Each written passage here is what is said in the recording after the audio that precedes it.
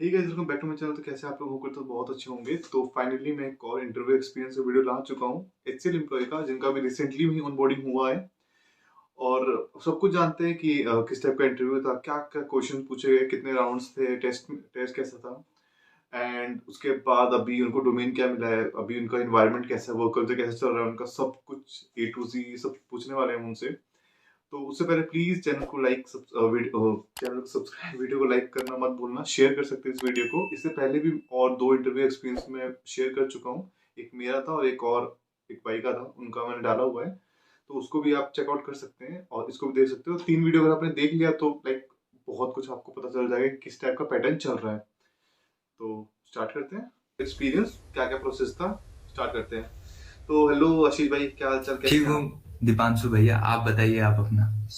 भाई एक नंबर। तो कैसा कैसे चल रहा है आपका एससीओ का एक्सपीरियंस अभी अभी तक? तक का तो ठीक ही चल रहा है, अच्छा ही चल रहा है, बहुत बढ़िया चल रहा है। फर्स्ट जॉब है तो एंजॉय तो कर ही रहे हाँ होगे हाँ ना। बिल्कुल। थोड़ा आप अपना इंट्रोडक्शन दीजिए, फिर हम थोड़ा स्टार्ट करते हैं आपके इंटरव्यू के जी, बारे में, कैसा क्या प्रोसेस मेरा था। नाम आशीष कुमार राजवंशी है और मैंने 2023 में गलगोटिया यूनिवर्सिटी से BTech in computer science engineering pass out हूँ। अच्छा, अभी 2023 के पास आउट है हम्म। आप। तो आपने कैसे अप्लाई कैसे किया था? इसके बारे एचसीएल में आपने अप्लाई कैसे किया था, कब किया था? मैंने अप्लाई 2022 को अगस्त में ही किया था अप्लाई। ओके, जब आप फोर्थ ईयर की स्टार्टिंग में थे तभी हाँ आपने अप्लाई कर तभी। दिया था। तो कैसे, आप ऑफ कैंपस ऑन जी, कैंपस? मेरा ऑन कैंपस था। On campus. अच्छा, तो मैं एक चीज कंफर्म करना चाहूंगा कि जो भी आपका एचसी, जैसे जो इंडियन बेस्ड एमएनसीज होती हैं, जो सर्विस बेस्ड कंपनी होती है, वो आपका चाहे ऑन कैंपस हो चाहे ऑफ कैंपस हो, वो सेम प्रोसेस फॉलो करती हैं। तो जैसे कि मैं जिस बैच में आया था, 2022 के बैच में आया था, उसमें मेरे कुछ दोस्त ऐसे थे जिन्होंने ऑन कैंपस अप्लाई किया था, मैं ऑफ कैंपस था। तो हम सब मिले हुए थे, हमारा सब एक साथ ही हम लोगों का डोमेन हमें अलाइन हुआ था। तो ऐसा कुछ कंपैरिजन नहीं है, ऑफ कैंपस ऑन कैंपस सब सेम होता है उसके लिए। तो प्रोसीड करते आगे। तो फिर ठीक है आशीष भाई, तो आप आपके पास लिंक कब आया था, टेस्ट का लिंक कब आया था आपके पास? मेरे पास टेस्ट का लिंक आया था वही 2022, 22 सितंबर। 22 सितंबर को टेस्ट का लिंक आया था आपके पास, और फिर जो टेस्ट का रिजल्ट कब आया था आपका? टेस्ट का रिजल्ट तो हमारे पास नहीं आया था, बस डायरेक्ट इंटरव्यू के लिए ही आया था। कॉलेज वालों ने भेजा था इंटरव्यू के लिए। हालांकि कॉलेज वालों ने उन्हें बताया, हमें हमें बता दिया गया था कि आउट ऑफ 200 बच्चों में से कुछ, आउट ऑफ 400 में 200 बच्चों का सिलेक्शन हुआ है, 189 का इंटरव्यू के लिए सिलेक्शन हुआ है, ये बता दिया गया था तब। ओके, तो आपके पास डायरेक्ट इंटरव्यू का लिंक आया था, कब आया था इंटरव्यू का लिंक आपके पास? मेरे पास आया था 9 अक्टूबर को। और 9 अक्टूबर को इंटरव्यू। इंटर 9 अक्टूबर को आया था कि आपका 12 अक्टूबर को इंटरव्यू है, 2022 को।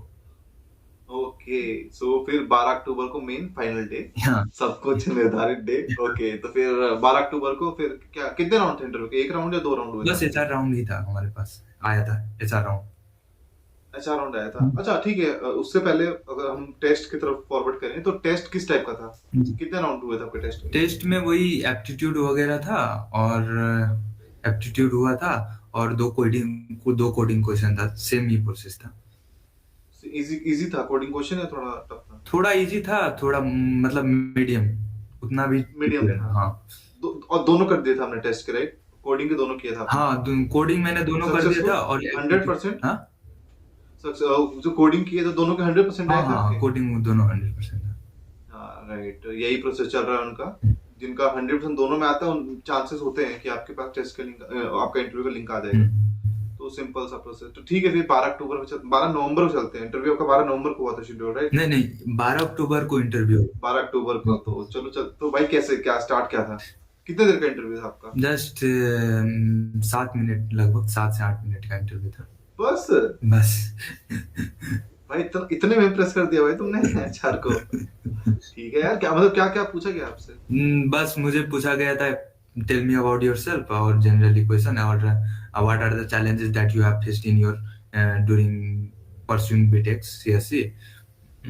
और उसके बाद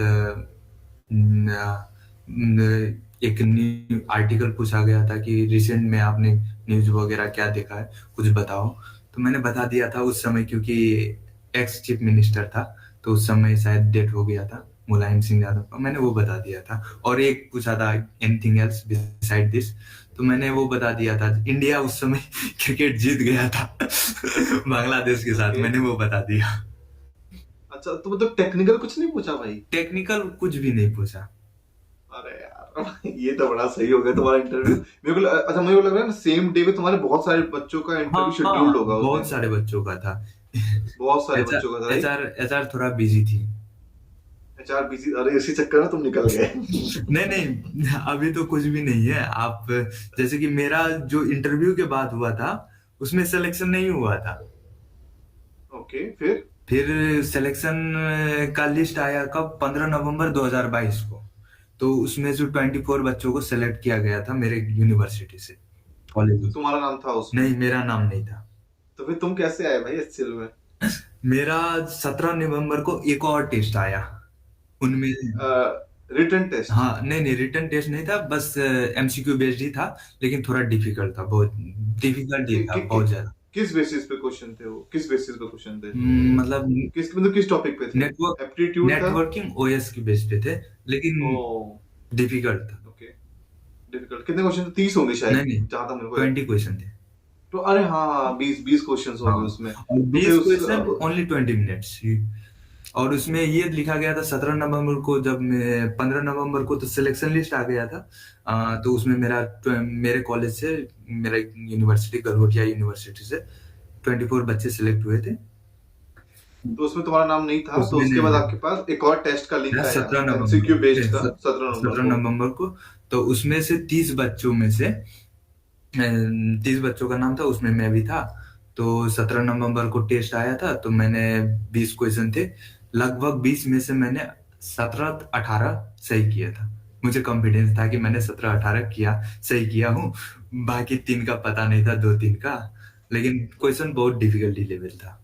तो उनमें से 30 बंदों में से तब फिर सिलेक्शन लिस्ट आया, जब टेस्ट वगैरह तो 17 नवंबर 2022 को हो गया।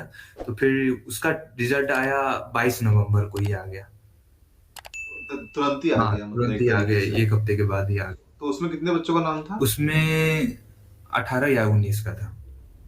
तो उसके बाद फिर इंटरव्यू हुआ कि सिलेक्शन हो गया तुम नहीं, लोगों का? उसमें लिखा हुआ था कि ऑलरेडी मेंशन था कि अगर यदि आप इस एग्जाम, इस टेस्ट में अच्छे परफॉर्मेंस, एक्सेलेंट परफॉर्मेंस करेंगे, तो आपको डायरेक्ट सेलेक्ट किया जाएगा, इंटरव्यू वगैरह दोबारा नहीं होगा।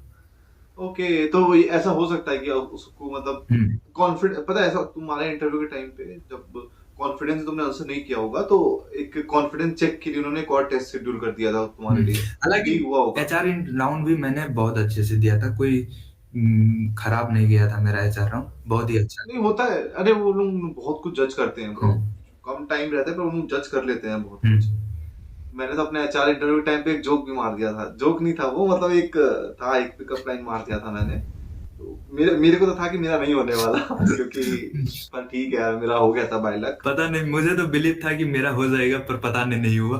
तो अब मैंने आज भी छोड़ दिया था, फिर दूसरा देखने लगा था कहीं और। तो फिर से 2 दिन बाद मुझे दूसरा अपॉर्चुनिटी मिला, तो फिर मैं तो रिजल्ट आपका आ गया था 17 नवंबर को, रिजल्ट आ गया था आपका कि आप सिलेक्ट हो गए हो, राइट? 22 नवंबर को आया था। 22 नवंबर को आ गया था कि आप हो गए हो सिलेक्ट। 2000। 22 नवंबर 2022 को इनका क्लियर हो गया था कि तुम एचसीएल में एंटर कर गए हो। 22 नवंबर 2022 की बात कर रहे हैं हम लोग।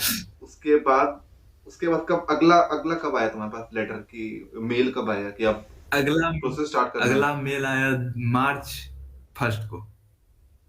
मार्च 1 को, परसी मतलब परसिपियो का दिस, टेस्ट होगा तुम्हारे। दिसंबर जनवरी फरवरी, तो 3 महीना तुमने बैठ के इंतजार किया है, मस्त है ना? हाँ ठीक है, तो फिर परसीप्यू का आया, तो परसीप्यू में जो टेस्ट का लिंक आया था तुम्हारे पास, क्या परसीप्यू कुछ वीडियोस दिए थे उन्होंने देखने के लिए तुम्हें, कि मतलब हाँ, कैसा टेस्ट करते हैं? वीडियो था, जीईटी ट्रैक था। तो उसमें 130 घंटे के वीडियो थे और असेसमेंट तो वगैरह। कितना कितना कितना टाइम दिया था 120 घंटे की वीडियो कंप्लीट करने के लिए? 130 घंटे। कितना कितना टाइम दिया था तुम्हें कंप्लीट करने के लिए वो वीडियो?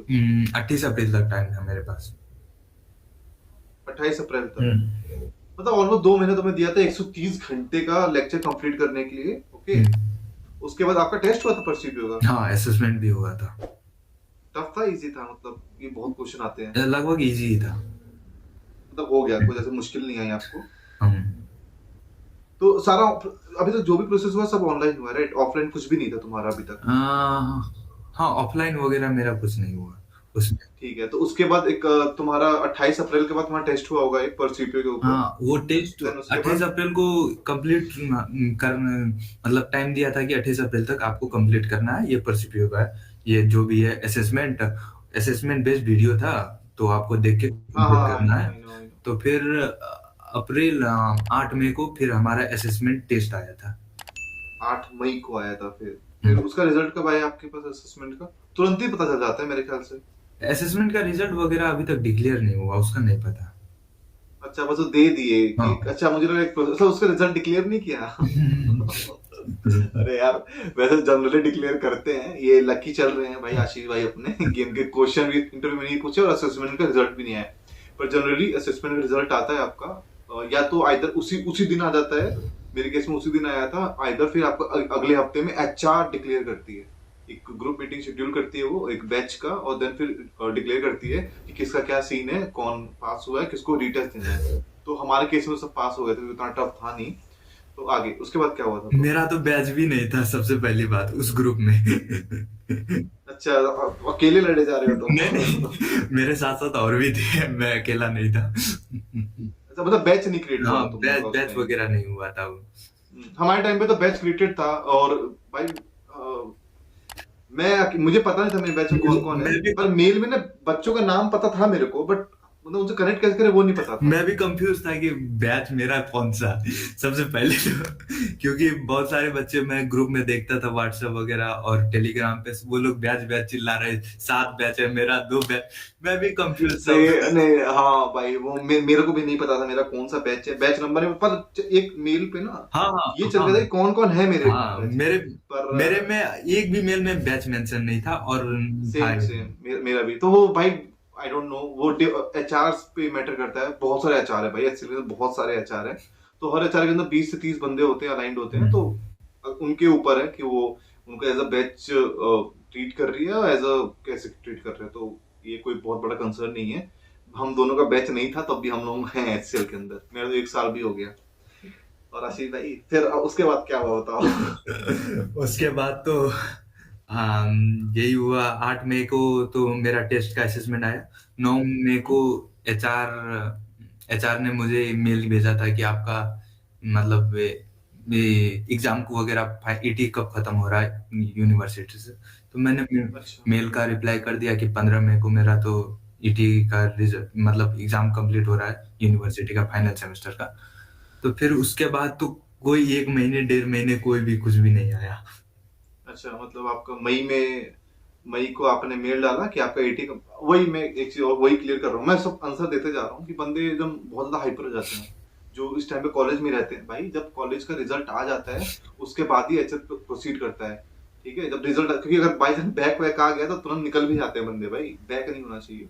तो वन बाय वन जब प्रोसेस हटता रहता है, मतलब रिजल्ट आ जाता है आपके यूनिवर्सिटी का, डिग्री भी कई बार होता है, डिग्री हाथ में आने तक वो वेट कर रहे होते हैं। डिग्री नहीं, वो एफिलिएट बोलते हैं, प्रोविजनल। एफिलिएट शीट बोलते हैं, प्रोविजनल सर्टिफिकेट, राइट? उसके लिए वेट करते हैं, वो आने के बाद ही आगे प्रोसीड करते हैं वो, राइट? तो उनको कंफर्मेशन चाहिए होता है कि बंदा पास है, उसके एक पर्टिकुलर सीजीपीए के ऊपर है। तो फिर 1.5 महीने तक कुछ नहीं आया कुछ भी है ना नहीं इसके आया, बाद? डायरेक्ट आया 20 जून को ऑनबोर्डिंग प्रोसेस के लिए मेल। 20 जून को फिर ऑनबोर्डिंग के लिए आया, फिर 20 जून को तुम्हारा स्टार्ट हो गया था ऑनबोर्डिंग प्रोसेस? ऑनबोर्डिंग प्रोसेस आया कि आपका बीजीबी वगैरह, तो 10 दिन तक वगैरह ये बीजीबी के लिए चला। मेल वगैरह आते रहता था, कॉल वगैरह आया कि आप वेरिफिकेशन तगड़ा हुआ है इसका। हाँ, होता है, राइट राइट, वो मेरे भी गांव पहुंच गए थे वेरिफिकेशन के लिए। हाँ हाँ। वो तो वेरिफिकेशन फिर वगैरह, फोटो वगैरह, घर का फोटो, सारा चीज वगैरह, ये 10 दिन में मतलब जो भी था मैंने सारा डिटेल वगैरह फिल करके ना 20 जून 30 जून तक मैंने कंप्लीट कर चुका था सारा चीज onboarding process. Okay, got it. उसके बाद फिर भाई जून में स्टार्ट खत्म तुम्हारा ऑनबोर्डिंग, तुम्हारा वो बीजीबी खत्म हो गया जून में? जून में खत्म हो गया था। भाई उसके बाद दिसंबर में फिर उसके बाद मेल, उसके बाद क्या हुआ? उसके बाद मैं एचआर को कंटिन्यूअसली मेल करता था कि मेरा ज्वाइनिंग कब होगा। तो फिर हालांकि मेरा मैम जो भी था एचआर वगैरह वो रिप्लाई करती थी कि your onboarding is in the process वगैरह। वो रिप्लाई करती थी। मतलब एट द एंड जून में बीजीपी स्टार्ट हुआ था आपका, फिर आपका मेन जो ऑफर लेटर आया वो आपका दिसंबर में आया, राइट? उसके बाद मुझे आया सर्विस एग्रीमेंट का मीटिंग आया 5 अक्टूबर को। 5 अक्टूबर को, अच्छा जून में ऑनबोर्डिंग स्टार्ट, बीजीपी स्टार्ट हो गया, फिर अक्टूबर में आया सर्विस एग्रीमेंट के लिए। सर्विस मैं एग्रीमेंट। बता रहा हूँ कि इतना टाइम लगता है भाई, इतना टाइम लगता है। इस बीच में आपका बहुत टाइम होता है कि आप किसी और कंपनी में अप्लाई कर सकते हैं, बट जनरली अगर आप डिप्रेशन में जा रहे हैं, क्योंकि बंदे कमेंट पे आते हैं आप डिप्रेशन में जा रहे हैं भाई, इतना टाइम लगता है। इस बीच में आप और कंपनी में अप्लाई कर सकते हो अगर आपको अपना माइंड लाइक समझो फ्री फ्री फील करना है, तो सोचो इतना टाइम लग रहा है, देखो। फिर अक्टूबर में आया सर्विस एग्रीमेंट के लिए। 5 अक्टूबर। 5 अक्टूबर को मोटा सा एक आया होगा कि भाई ये साइन वाइन करके दो, लॉयर वो के स्टैंप पास जाओ, वगैरह चाहिए लॉयर का होगा। पास 100 रुपीज का हाँ, स्टैम्प ड्यूटी, 1 रुपीज का revenue stamp. Revenue stamp, right right right. फिर उसके बाद उसके बाद तो कुछ पता नहीं, 1 महीने। फिर फिर फिर फिर अगला मेल कब आया? फिर आया अगला मेल आया 27 नवंबर को, 27 नवंबर को अगला मेल आया आपके डेट पास? ऑफ किस ज्वाइनिंग चीज का। का? Date of join, offer letter attached होगा उसमें? हाँ, 27 नवंबर को आया था कि आपका we have plan your date of joining on 4 December. तो उसके बाद 29 अक्टूबर को आया था मुझे ये ऑफर लेटर वगैरह, ऑफर ब्रेकअप कंपनसेशन जो भी था। 29 नवंबर को आया था। मतलब इतना लंबा। एंड इसके बाद वीडियो कट जाता है क्योंकि मैं जो फ्री वर्जन यूज कर रहा था स्क्रीन रिकॉर्ड के लिए, उसका एक पर्टिकुलर टाइम था जो खत्म हो जाता है, तो मुझे पता नहीं था, तो हटाते हैं। इसके बाद क्या होता है कि वो फिर बताते हैं कि उनका ऑनबोर्डिंग का जो डेट आ गया था, मेल आया था एचआर के थ्रू, फिर ये हुआ, फिर उनका आपका फर्स्ट वीक ऑफ दिसंबर फिर उनका ऑनबोर्डिंग प्रोसेस हो जाता है। उसके बाद तो सेम प्रोसेस है जो मैंने ट्रेनिंग के ऊपर वीडियो बनाई हुई है, उसी भी सेम प्रोसेस उनका फॉलो होने वाला है, जिसमें सीआरटी देन ओजीटी देन आपका जो डोमेन बेस्ड है उस पर ट्रेनिंग होने वाला है, फिर देन डिप्लॉयमेंट। यही सेम प्रोसेस होना है। आई होप करता हूँ आपको समझ में आया होगा कि इतना ऐसे टेंशन नहीं लेना होता है, सब कुछ टाइम से हो जाएगा। यहाँ पे एसएल ने भेजा तो आपका आएगा इंटरव्यू का लिंक, मतलब ऑफर लेटर आएगा।